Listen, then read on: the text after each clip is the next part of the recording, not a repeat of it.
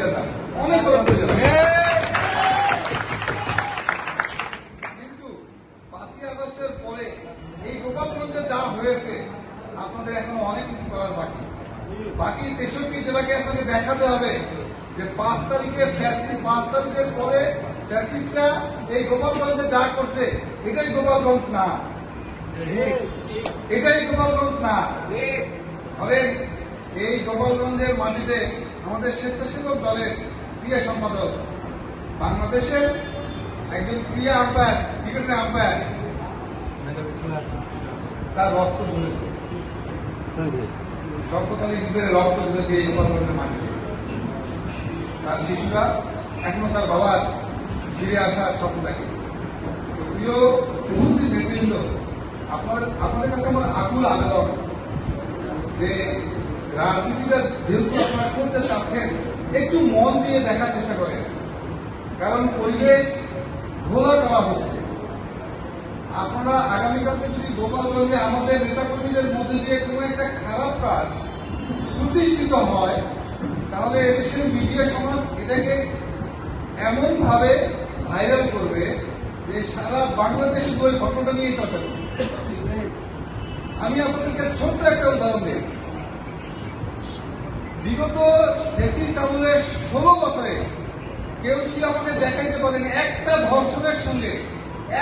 ধর্ষণের সঙ্গে বিএনপির কোন নেতা কর্মী জড়িত ছিল, আপনারা দেখাতে পারবেন না।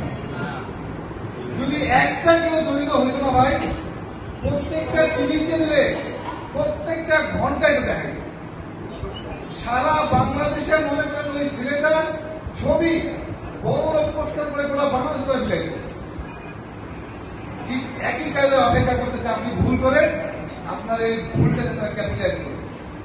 দেখেন, আমরা এখন সবচেয়ে বড় রাজনৈতিক দলগুলোর মধ্যে বড় স্টেক হোল্ডার। আমাদের ভাই ভুল হওয়া যাবে না।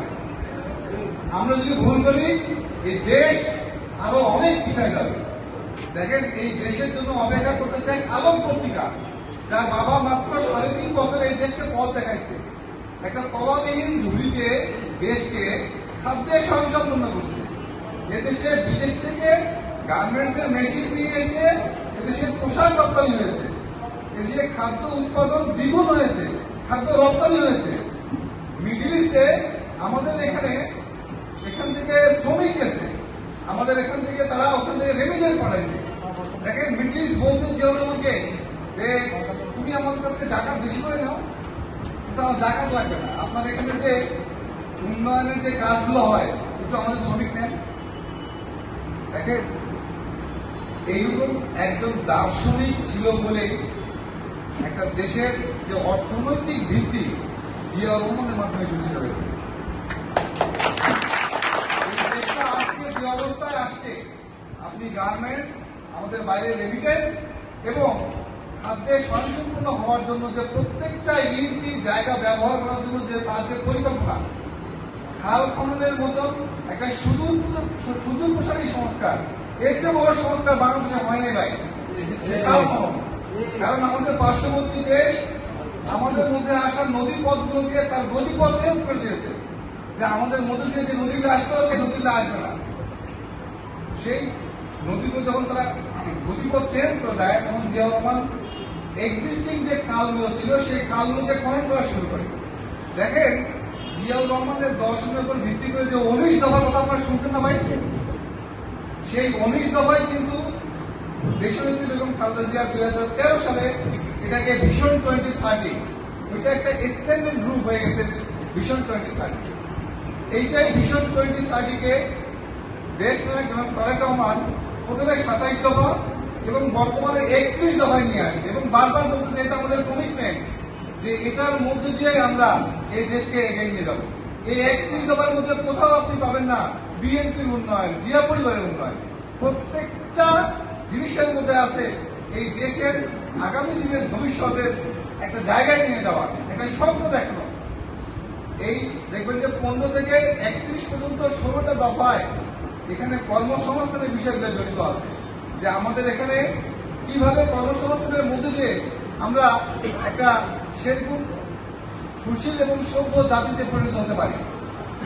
প্রিয় উপস্থিতি, আপনাদের কাছে বিগত অনুরোধ, সেটা হচ্ছে আপনারা আগামী 28 তারিখে ঢাকার জনসভায় সবাই সুশৃঙ্খলভাবে যোগ দিবেন এবং এখানে যে 9টা ইউনিট আছে সেই 9টা ইউনিট আপনারা ইন্ডিভিজুয়ালি আগে মাঠে ঢোকার আগে সবাই ছবি তুলবেন। দরকার হলে একটু সময় বেশি নেবেন মাঠে ঢোকার আগে, কিন্তু ছবি তুলবেন। এবং যারা যারা যাচ্ছেন প্রত্যেকের যেন ছবি আসে এরকম বেশি করে ছবি নেবেন, কারণ এগুলোই কাজে লাগবে। কারণ এই যোদ্ধাগুলো আমাদের দরকার, কারণ আমাদের যুদ্ধ শেষ হয় নাই এবং আসছে যে যুদ্ধ, ইনশাআল্লাহ সেই যুদ্ধে আমরা সফলকাম হবই। কারণ এই দেশের মাটির সাথে জিয়া পরিবার, এই দেশের মাটির সাথে বাংলাদেশি জাতীয়তাবাদের দর্শন জড়িত ভাই।